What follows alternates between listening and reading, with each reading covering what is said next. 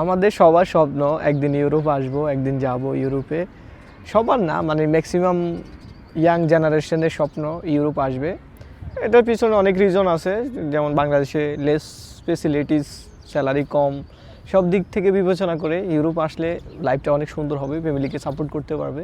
সেজন্য আমরা school life থেকে বা যে কোনো ক্যাটাগরিতে আমরা চেষ্টা করি যে উন্নত দেশগুলোতে ফিউচার বিল্ড আপের জন্য যাইতে চাই। তো সবার অন্যতম পছন্দের জায়গা হচ্ছে ইউরোপে আসা। তো আমি আজকে কথা বলবো আপনারা কীভাবে আপনাদের ইউরোপ জার্নিটা শুরু করবেন। এই ভিডিওটা থেকে আপনারা যদি স্টেপ বাই স্টেপ বিষয়গুলো ফলো করেন এবং কি আমার কথাগুলো যদি মাইনা চলেন, তাহলে আপনাদের ইউরোপ জার্নিটা সাকসেস হবেন। তা আপনারা জানেন সবাই অনেকেই, আমি বুলগেরিয়াতে থাকি, স্টুডেন্ট ভিসায় এখানে থাকি, পড়াশোনা করছি, কাজও করি। তো আমি আসলে মূলত স্টুডেন্টদেরকে ইনফরমেশন দিয়ে হেল্প করি, তো ওয়ার্কারদেরকেও ইনফরমেশন দিয়ে হেল্প করি।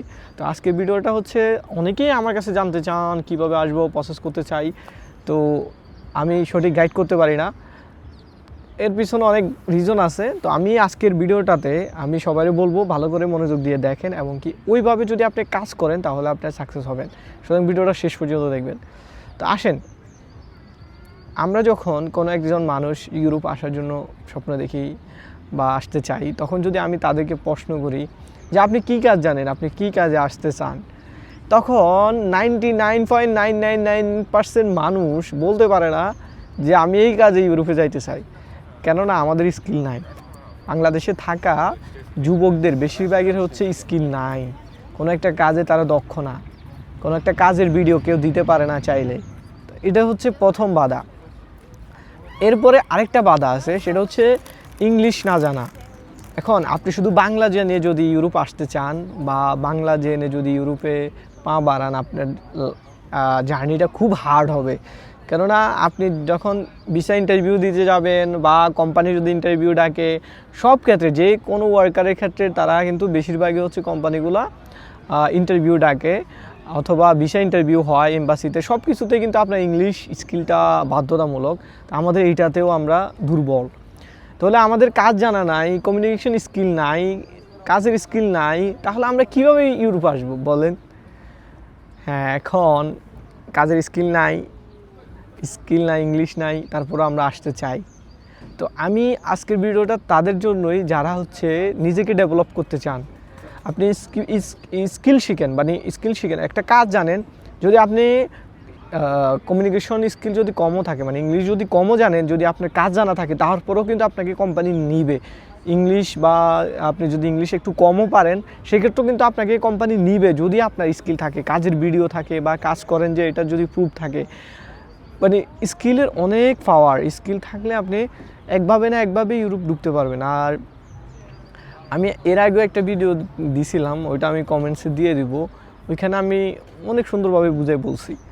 তো আমি এখন থেকে বলবো স্টুডেন্টের ক্ষেত্রে আলাদা, স্টুডেন্ট বিষয় যারা প্রসেস করবে তারা হচ্ছে স্টুডেন্টের প্রসেস করবে, ওকে ফাইন, এটা আলাদা বিষয়। আর স্টুডেন্টরা কিন্তু আমরা বাংলাদেশের স্টুডেন্ট বিষয়েও আসি হচ্ছে কাজ করার জন্য। আমরা স্টুডেন্ট বিষয়ে যদি যারা রিয়েল স্টুডেন্ট, তারা শুধু যদি তারা আসতো তাহলে স্টুডেন্টের বেশি ভিসা রেশিও ভালো থাকতো।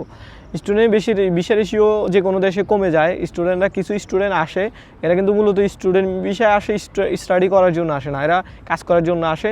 সে কারণে ইউনিভার্সিটিগুলো পরবর্তীতে আর বাংলাদেশে নিতে চায় না, কারণ বাংলাদেশে আইসা কাজ করে, রুলস রেগুলেশন মানে না, পড়াশোনা করে না, ফেল করে, যার ফলে স্টাডি বিষয়ও কিন্তু ডিফিকাল্ট হয়ে যায়।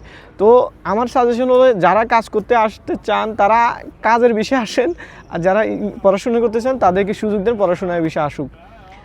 আর যারা আমরা তো বাংলাদেশিরা তো নিজেরা সার্ভাইভ করতে হইলে নিজে ইনকাম করে সার্ভাইভ করতে হবে, তারপরেও মেনটেন করতে হয় রুলসগুলো। যেমন স্টাডি বিষয়ে আসছি, স্টাডি মেনটেন করে এরপরে কাজ করব, এটা করলেও কিন্তু আমরা বেঁচে যাই, বা ফিউচারে যারা আসতে চায় তারাও বেঁচে যায়। সেকেন্ড হচ্ছে ওয়ার্ক পারমিট। ওয়ার্ক পারমিটে আসতে চাইলে আপনি কাজ শেখেন, ইংলিশ ডেভেলপ করেন, এরপরে আপনি ভালো মাধ্যম খুঁজেন। আবার নিজে যখন আপনি ইংলিশ থাকবে, আপনি স্কিল থাকবে, আপনার কাজের ভিডিও থাকবে, কমিউনিকেশনের স্কিলগুলো থাকবে, তখন আপনি নিজেও কিন্তু অনেক ক্ষেত্রে অনেক কোম্পানিতে, অনেক এজেন্সিতে গিয়ে ট্রাই করতে পারবেন। সুতরাং নিজেকে ডেভেলপ করেন, তাহলে আপনি সাকসেস হইতে পারবেন।